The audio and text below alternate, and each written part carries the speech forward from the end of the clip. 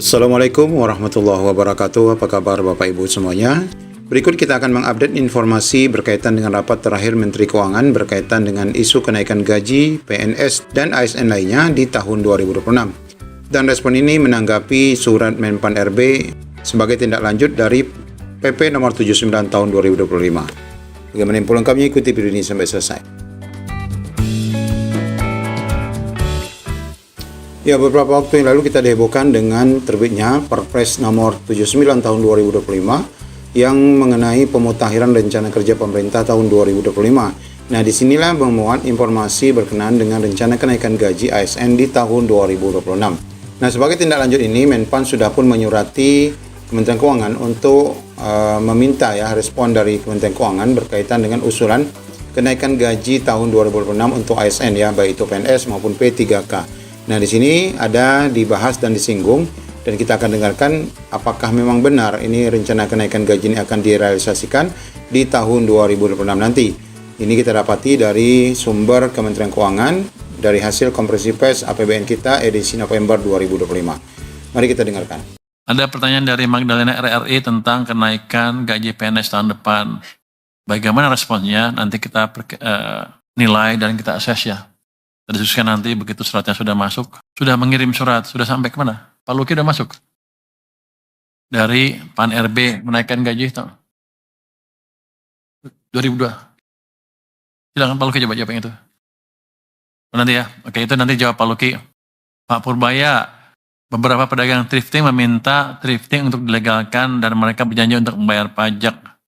Tanggapan Bapak, tanggapan saya nggak perlu dengan bisnis thrifting. Yang saya kendalikan adalah barang ilegal yang masuk ke Indonesia.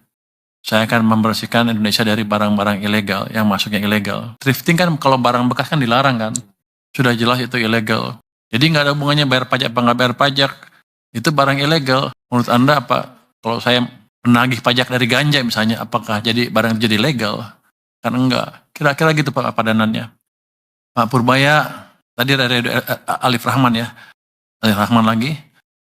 Adrian juga menyebut impor taksi ilegal dari Cina lebih banyak jumlahnya dibandingkan thrifting. Tanggapan Bapak, ya nanti kita cegat di pelabuhannya, kita periksa lebih teliti lagi. Kita akan investigasi lebih dalam dari kasus-kasus yang nyelundup, pasti kan ketahuan nanti siapa yang pengimportnya. Kalau dulu bisa lepas, ke depan nggak bisa lagi. Jadi memang kalau ilegal ya kita beresin. Pak Purbaya, anggaran 3,5 triliun rupiah yang dibalikin kementerian lembaga rencananya mau buat apa? Apakah ada lagi yang balikin anggaran? Ini kan belum habis bulannya ya tahunnya. Saya duga sih akan ada yang balikin lagi beberapa sampai akhir November kita monitor. Rencananya ya kita lihat ada nggak yang bisa spend lebih cepat nanti kalau di November, Desember bisa spend kita salurkan ke sana. Tapi kalau enggak ya kita gunakan untuk mengurangi defisit anggaran kita. Nomor 9, Pak Menkyu. Gubernur BI mengundang Menkyu atau perwakilan dalam RDG setiap bulan untuk sinergi fiskal moneter. Apa urgensinya? Apakah forum KSSK tidak cukup? Kalau kita lihat nih, ini bagus untuk sinergi fiskal moneter lebih dalam lagi. Apa urgensinya? Ya emang di undang-undangnya dibolehkan. Jadi kita berterima kasih kepada Bank Sentral yang sudah mengirimkan surat undangan ke kita. Undangan tersebut sesuai dengan Undang-Undang BI nomor 43 ayat 1A, di mana tertulis RDG dapat dihadiri seorang menteri mewakili pemerintah dengan hak bicara tanpa hak suara. Jadi kita bisa ngomong di sana, jawab ini itu, tapi begitu voting, bunga kita nggak ikut, orang kita nggak ikut.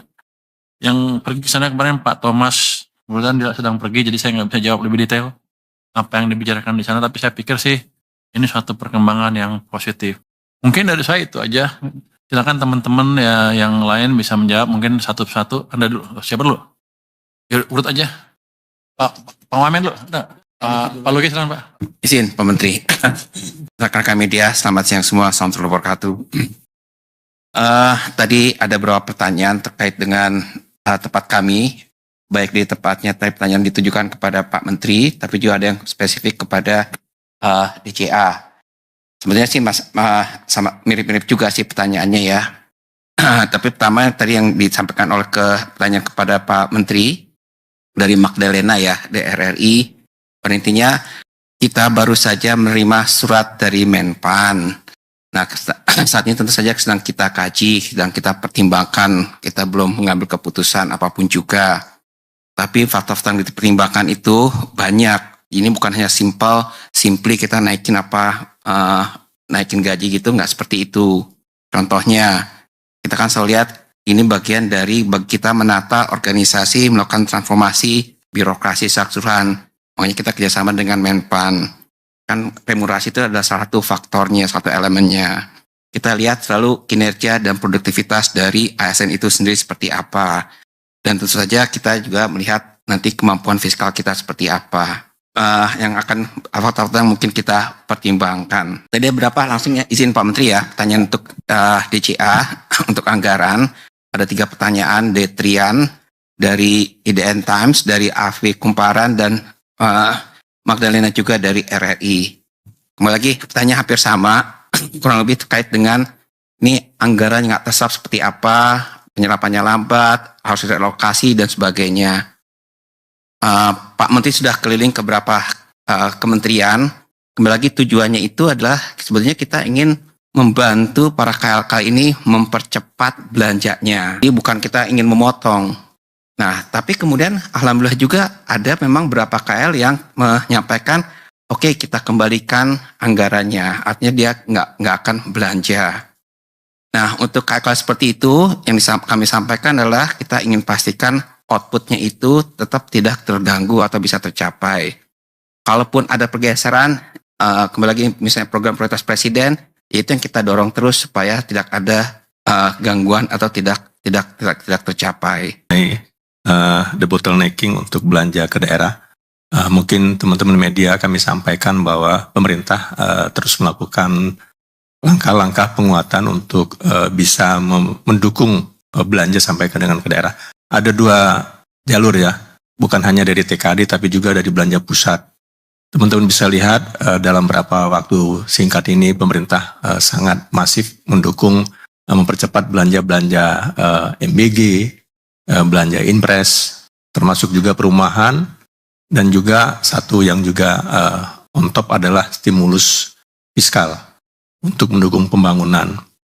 Dan ini tentunya sejalan dengan langkah penguatan TKD, realisasi TKD yang disampaikan Pak Wamen Suhasil tadi. Teman-teman bisa lihat 2025 ini tidak jauh beda dengan tahun 2024. Jadi pemerintah walaupun ada langkah efisiensi di 2025, untuk TKD, tetapi kemudian jumlahnya tidak jauh beda dengan 2024. Kemudian kami juga sampaikan kombinasi ini kita bisa lihat di triwulan 3. Triwulan 3 pertumbuhan kita bisa 5%, di atas 5%. Dan itu dari konsumsi belanja pemerintah kita lihat naik cukup tinggi di atas Q1 dan Q2. Jadi di sini mungkin contoh nyata bagaimana konsistensi pemerintah. Dan on top dari itu kami sampaikan juga dalam 1 bulan ini Pak Menkyu juga mengingatkan Pemda untuk percepatan belanja. Beliau mengirim surat kepada semua provinsi, kabupaten, kota untuk Pemda mempercepat belanja di 2025 sampai dengan penghujung. Itu 1. Kedua juga menghimbau untuk bisa memanfaatkan dana simpanan. Dana simpanan Pemda bisa untuk dibelanjakan di 2025 ini. Dan yang ketiga tentunya mengingatkan Pemda untuk lakukan monef daripada belanja mereka supaya bisa konsisten dengan yang tadi diarahkan oleh Pak Menkyu. Tentunya kami juga akan memantau daripada pelaksanaan daripada arahan dari Menteri Keuangan dan juga belanja TKD 2025 ini.